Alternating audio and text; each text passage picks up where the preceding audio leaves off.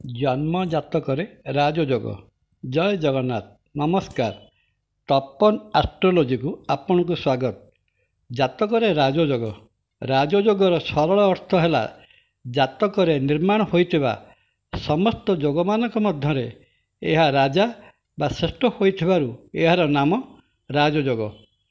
ଏହି ଯୋଗରେ ଜନ୍ମିତ ବ୍ୟକ୍ତି ସୁଖ ସମୃଦ୍ଧି ସହିତ ଜୀବନ ବଞ୍ଚିଥାଏ ଏବଂ ଶାସନରେ ସମ୍ପୃକ୍ତ ଥାଏ ବା ଶାସନ କରୁଥାଏ। ତାହାର କଥା ବା ଆଦେଶ ସମସ୍ତେ ପାଳନ କରିଥାନ୍ତି। ଜାତକରେ ମୋଟ 32 ପ୍ରକାର ରାଜଯୋଗର ନିର୍ମାଣ ହୋଇଥାଏ। ଜାତକର ତୃତୀୟ ଭାବରେ ବୃହସ୍ପତି ଏବଂ ଆୟ ବା ଏକାଦଶ ଭାବରେ ଚନ୍ଦ୍ର ଅବସ୍ଥାନ କଲେ ଜାତକରେ ରାଜଯୋଗ ସୃଷ୍ଟି ହୋଇଥାଏ। ତୃତୀୟ ଭାବରେ ଚନ୍ଦ୍ର ଏବଂ ଏକାଦଶ ଭାବରେ ବୁଧ ଅବସ୍ଥାନ କଲେ ଯେଉଁ ରାଜଯୋଗ ସୃଷ୍ଟି ହୁଏ ସେଥିରେ ନିର୍ବାଚନରେ ବିଜୟ ଲାଭ ହୁଏ ବୋଲି ଭୃଗୁ ଋଷି ମତ ଦିଅନ୍ତି। କାଳଚକ୍ରର ନବମ ଭାବ ଧନୁରାଶିର ଅଧିପତି ବୃହସ୍ପତି ଏବଂ ନୈସର୍ଗିକ ଦଶମ ଭାବର ଅଧିପତି ଶନିଙ୍କର ସମସପ୍ତକ ଦୃଷ୍ଟି କେବଳ ଶନିଙ୍କର ମେଷରାଶି ଅବସ୍ଥାନକୁ ଛାଡ଼ି ଅବଶିଷ୍ଟ ରାଶିରେ ଘଟିଲେ ଏହି ଯୋଗ ମଧ୍ୟ ରାଜଯୋଗ ସୃଷ୍ଟି କରି ବ୍ୟକ୍ତିକୁ ରାଜା ବା ସେହି ସମାନ ସମ୍ମାନର ଅଧିକାରୀ କରାଇଥାଏ। ଜାତକରେ 3ଟି କିମ୍ବା 3ଟିରୁ ଅଧିକ ଜାଗାରେ ଗ୍ରହ ନିଜର ଉଚ୍ଚକ୍ଷେତ୍ରରେ କେନ୍ଦ୍ର ବା କୋଣରେ ଅବସ୍ଥାନ କଲେ ତଦ୍ୱାରା ରାଜଯୋଗ ସୃଷ୍ଟି ହୋଇ ଜାତକ ରାଜଯୋଗର ସୁଫଳ ଲାଭ କରେ। ପ୍ରଭୁ ଶ୍ରୀରାମଚନ୍ଦ୍ରଙ୍କ କୁଣ୍ଡଳୀରେ 5ଟି ରାଶିରେ ଗ୍ରହଗୁଡ଼ିକ ଉଚ୍ଚସ୍ଥାନରେ ଅବସ୍ଥାନ କରିଥିଲେ ଏବଂ ଏହା ପ୍ରଭୁ ଶ୍ରୀରାମଚନ୍ଦ୍ରଙ୍କର ମହିମାକୁ ମହିମାନ୍ୱିତ କରିଥିଲା। ରାଜଯୋଗର କେତେଗୋଟି ନାମ ଯଥା ଅଷ୍ଟାଙ୍ଗ ଯୋଗ, ସହଜ ମାର୍ଗ, ଶାସ୍ତ୍ରୀୟ ଯୋଗ ଏବଂ କ୍ଷେତ୍ର ସିଂହାସନ ଯୋଗ ରହିଅଛି।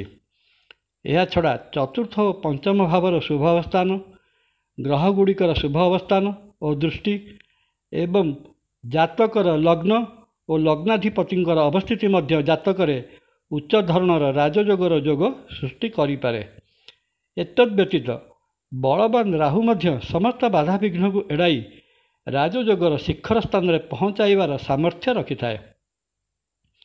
ରାଜଯୋଗ ସେହି ଶୁଭ ଯୋଗକୁ କୁହାଯାଏ ଯେଉଁଥିରେ ବ୍ୟକ୍ତି ତା'ର ସବୁ ପ୍ରକାର ଶୁଭକର୍ମର ସମସ୍ତ ଶୁଭଫଳ ପାଇବାକୁ ସମର୍ଥ ହୋଇଥାଏ। ରାଜା କିମ୍ବା ରାଜା ଭଳିଆ ଜୀବନ ଅତିବାହିତ କରେ, ସମାଜରେ ପ୍ରତିଷ୍ଠା ଓ ସମ୍ମାନ ପାଏ, ସମସ୍ତ ଭୌତିକ ସାଧନ ସୁବିଧା ଉପଲବ୍ଧ କରେ। ଯେଉଁ କାମରେ ହାତ ଦିଏ ସେ କାମ ସଫଳତାର ସହିତ ସମ୍ପନ୍ନ ହୁଏ। ମୋଟାମୋଟି କହିବାକୁ ଗଲେ ଏହି ଯୋଗ ଧନ, ପ୍ରସିଦ୍ଧି ଏବଂ ଶକ୍ତିର ପ୍ରତୀକ। ରାଜଯୋଗର ଏକ ମହତ୍ତ୍ୱପୂର୍ଣ୍ଣ ଦିଗ ହେଲା ବିନା ରବି ମହାଗ୍ରହଙ୍କର ସହାୟତାରେ ଏହି ଯୋଗ ସମ୍ପୂର୍ଣ୍ଣ ହୁଏ ନାହିଁ। ଜାତକର ଦଶମ ସ୍ଥାନ ସହିତ ସୂର୍ଯ୍ୟଙ୍କର ସମ୍ବନ୍ଧ, ସିଂହ ରାଶି ଏବଂ ସିଂହ ଲଗ୍ନ ଜାତକରେ ରବି ଗ୍ରହଙ୍କର ଅବସ୍ଥିତି ପ୍ରଭୃତିକୁ ନେଇ ରାଜଯୋଗର ଫଳାଫଳ ନିରୂପଣ କରାଯାଇ ସଠିକ୍ ଫଳାଦେଶ ପ୍ରଦାନ କରାଯାଇପାରେ। ରବିଙ୍କ ପ୍ରଭାବରେ ବ୍ୟକ୍ତି ରାଜକର୍ମଚାରୀ ବା ସରକାରୀ ଚାକିରି ପାଏ, ଶାସନର ଉଚ୍ଚ କ୍ଷେତ୍ରରେ ଆସୀନ ହୁଏ। ବୁଧଯୁକ୍ତ ବା ଦୃଷ୍ଟ ରବି ଉଚ୍ଚକୋଟୀର ଶିକ୍ଷାବିତ୍ କରାଇଥାଏ। ମଙ୍ଗଳ ଓ ରବି ମହାଗ୍ରହଙ୍କ ଶୁଭ ପ୍ରଭାବରୁ ବ୍ୟକ୍ତି ପୋଲିସ କିମ୍ବା ସେନାବାହିନୀରେ ଉଚ୍ଚ ପଦ ହାସଲ କରେ। ରବି ଚନ୍ଦ୍ରଙ୍କ ପ୍ରଭାବରେ ସର୍ବୋଚ୍ଚ ଶାସନକର୍ତ୍ତା ତଥା ସ୍ୱନାମଧନ୍ୟ ଚିକିତ୍ସକ ହୋଇଥାଏ। ରବି ଓ ବୃହସ୍ପତିଙ୍କ ଯୋଗରୁ ସରକାରୀ ଓକିଲ, ମାଜିଷ୍ଟ୍ରେଟ୍ ଓ ଜଜ୍ ହେବାର ବହୁତ ନଜିର ଅଛି।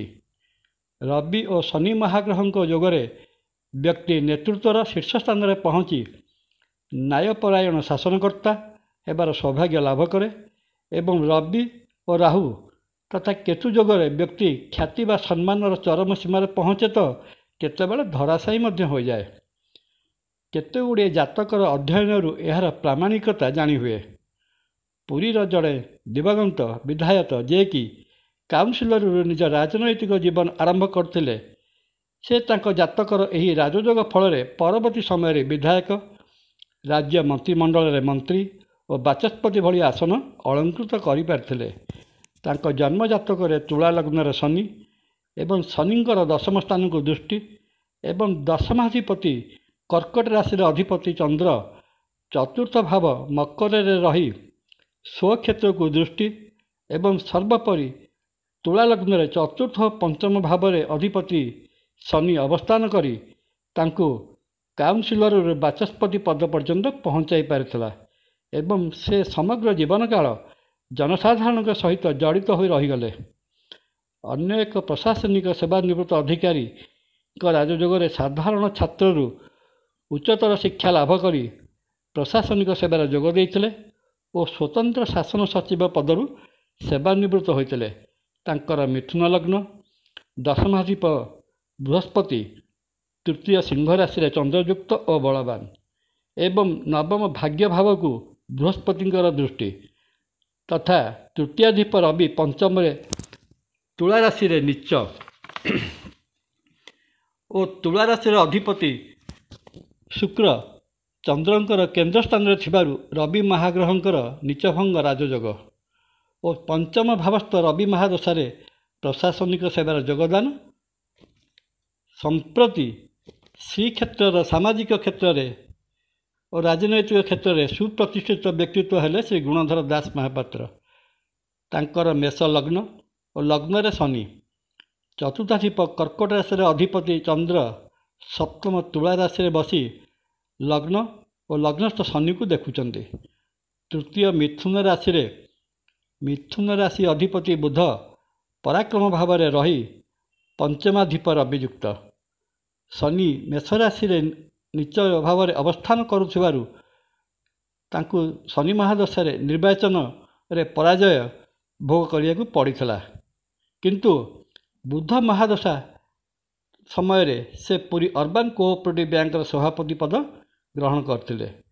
ଶନି ମେଷ ରାଶିରେ ନୀଚ ଥିଲେ ମଧ୍ୟ ଦଶମ ଦୃଷ୍ଟିରେ ନିଜ ଗୃହ ଦଶମ ଭାବକୁ ଦେଖୁଥିବାରୁ ଏବଂ ଦଶମ ବା ସିଂହାସନ ଭାବ ପରିପୃଷ୍ଟ ହୋଇଥିବାରୁ ଏବଂ ପରାକ୍ରମୀ ବୁଧ ଯଶ ବା ଖ୍ୟାତି ଅଧିପତି ରବିଯୁକ୍ତ ହୋଇଥିବାରୁ ସେ ସ୍ୱପରାକ୍ରମରେ 2014 ମସିହାରେ ପୁରୀ ଅର୍ବାନ କୋଅପରେଟିଭ ବ୍ୟାଙ୍କର ସଭାପତି ହୋଇଥିଲେ ଏବଂ ବର୍ତ୍ତମାନ ମଧ୍ୟ ଦ୍ୱିତୀୟ ଥର ପାଇଁ ସଭାପତି ଅଛନ୍ତି। ଏହି ବ୍ୟାଙ୍କଟି ଶ୍ରୀକ୍ଷେତ୍ରର ପ୍ରାୟ 40,000 ସଭ୍ୟସଭାଙ୍କୁ ନେଇ ଗଠିତ। ରବିଙ୍କର ପ୍ରତ୍ୟକ୍ଷ ଓ ଶନି ମହାଗ୍ରହଙ୍କର ପରୋକ୍ଷ ପ୍ରଭାବରେ ସେ ବ୍ୟାଙ୍କର ନେତୃତ୍ୱ ନେବା ପାଇଁ ସମର୍ଥ ହୋଇଛନ୍ତି। ଅନ୍ୟପକ୍ଷରେ ଓଡ଼ିଶାର ମୁଖ୍ୟମନ୍ତ୍ରୀ ନବୀନ ପଟ୍ଟନାୟକଙ୍କ ଗୋଷ୍ଠୀକୁ ଅବଲୋକନ କଲେ ଜଣାଯାଏ ତାଙ୍କ ଜାତକରେ ରବି ମହାଗ୍ରହ ଷଷ୍ଠ କନ୍ୟା ରାଶିରେ ଶତ୍ରୁ ସୂର୍ଯ୍ୟ ପ୍ରଶସ୍ତ ଅର୍ଥାତ୍ ସୂର୍ଯ୍ୟ ଷଷ୍ଠ ଭାବରେ ଅବସ୍ଥାନ କଲେ ଉଦ୍ୟୋଗରେ ସିଦ୍ଧି ଓ ଶତ୍ରୁ ନିପାତ କରିଥାଏ। ସପ୍ତମ ତୁଳା ରାଶିରେ ଅବସ୍ଥିତ ବୃହସ୍ପତି, ବୁଧ ଓ ମଙ୍ଗଳ ଲଗ୍ନକୁ ଦୃଷ୍ଟି ଦେଉଥିବାରୁ ଲଗ୍ନ ବଳବାନ ଏବଂ ଶନି ମହାଗ୍ରହ ଚତୁର୍ଥ କର୍କଟ ଭାବରେ ରହି ସ୍ୱଗୃହ ଦଶମ ଭାବ ମକର ରାଶିକୁ ଚାହୁଁଥିବାରୁ ଏବଂ ଲଗ୍ନାଧିପତି ମଙ୍ଗଳଙ୍କ ଚତୁର୍ଥ ଦୃଷ୍ଟି ନିଜର ଉଚ୍ଚକ୍ଷେତ୍ର ମକର ରାଶିକୁ ଏବଂ ରାହୁଙ୍କର ପଞ୍ଚମ ଦୃଷ୍ଟି ଦଶମ ଭାବ ମକର ରାଶିକୁ ରହିଛି। ଏହି ଗ୍ରହ ଯୋଗ ତାଙ୍କୁ ଓଡ଼ିଶାର ରାଜନୈତିକ କ୍ଷେତ୍ରରେ ଅପ୍ରତିଦ୍ୱନ୍ଦ୍ୱୀ କରି ରଖିବା ସହିତ ଦୀର୍ଘକାଳ ଧରି ମୁଖ୍ୟମନ୍ତ୍ରୀ ପଦରେ ଆସନ କରି ରଖିଛି। ଜାତକର ସବୁଠାରୁ ବଳିଷ୍ଠ ରାଜଯୋଗ ସୃଷ୍ଟି ହୋଇଥାଏ ନବମ ଓ ଦଶମ ଭାବର ସମ୍ମିଶ୍ରଣରେ।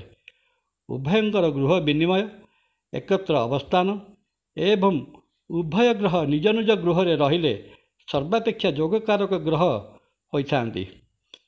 ଏହି ରାଜଯୋଗ ଘଟିଛି ଭାରତର ବର୍ତ୍ତମାନର ପ୍ରଧାନମନ୍ତ୍ରୀ ନରେନ୍ଦ୍ର ମୋଦିଙ୍କର ଜୀବନରେ। ମୋଦିଙ୍କର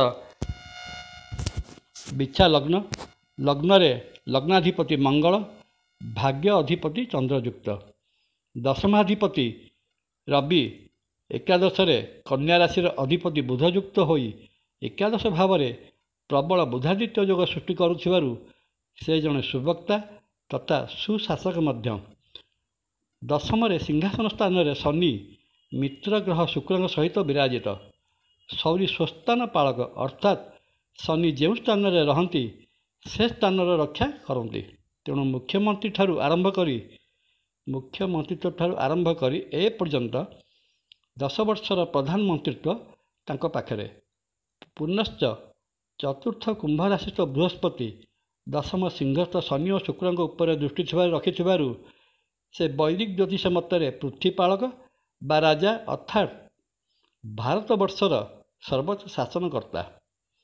ରାଜଯୋଗରେ ଏହି ଗ୍ରହଗୁଡ଼ିକର କାରକତ୍ୱରେ ଜଣେ ସାଧାରଣରୁ ଅସାଧାରଣ ପରିବର୍ତ୍ତିତ ହେବାର ସାମର୍ଥ୍ୟ ରଖେ। ଜୀବନର ଯେଉଁ ସମୟରେ ଏହି ଯୋଗ ଘଟିତ ହୁଏ ସେହି ସମୟରେ ଏହା ଶୁଭଫଳ ପ୍ରଦାନ କରିଥାଏ। ସେଥିପାଇଁ ଯଥାର୍ଥରେ ଜ୍ୟୋତିଷଶାସ୍ତ୍ରରେ କୁହାଯାଇଛି ଜୀବାନାଂ କର୍ମଫଳଦୋ ଗ୍ରହରୂପୀ ଜନାର୍ଦ୍ଦନ, ଅର୍ଥାତ୍ ଜୀବ ବା ମନୁଷ୍ୟମାନଙ୍କୁ ସେମାନଙ୍କ କର୍ମରୂପକ ଫଳକୁ ପ୍ରଦାନ କରିବାରେ ଜନାର୍ଦ୍ଦନ ବା ଭଗବାନ ରୂପୀ ଗ୍ରହମାନେ କଦାପି ଅବହେଳା କରନ୍ତି ନାହିଁ। ପୁନଶ୍ଚ ଏହି ରାଜଯୋଗରେ ରବି ବା ସୂର୍ଯ୍ୟ ମହାଗ୍ରହଙ୍କର ବିଶେଷ ଭୂମିକା ରହୁଥିବା ବେଳେ ରବି ମହାଗ୍ରହଙ୍କର ପୂଜାର୍ଚ୍ଚନା କିମ୍ବା ପ୍ରତ୍ୟହ ସୂର୍ଯ୍ୟୋଦୟ ସମୟରେ ସ୍ନାନ ସାରିବା ପୂର୍ବକ ସୂର୍ଯ୍ୟଙ୍କୁ ନମସ୍କାର ଓ ଅର୍ଘ୍ୟ ପ୍ରଦାନ ଏବଂ ଆଦିତ୍ୟ ହୃଦୟ ସ୍ତୋତ୍ର ପାଠ କଲେ ସୂର୍ଯ୍ୟ ବା ରବି ମହାଗ୍ରହଙ୍କର ବିଶେଷ ଶୁଭଫଳ ପ୍ରାପ୍ତି ହୋଇଥାଏ। ଭିଡ଼ିଓଟି ଭଲ ଲାଗିଲେ ସବସ୍କ୍ରାଇବ୍ ଓ ସେୟାର କରିବା ପାଇଁ ଅନୁରୋଧ। ଜୟ ଜଗନ୍ନାଥ।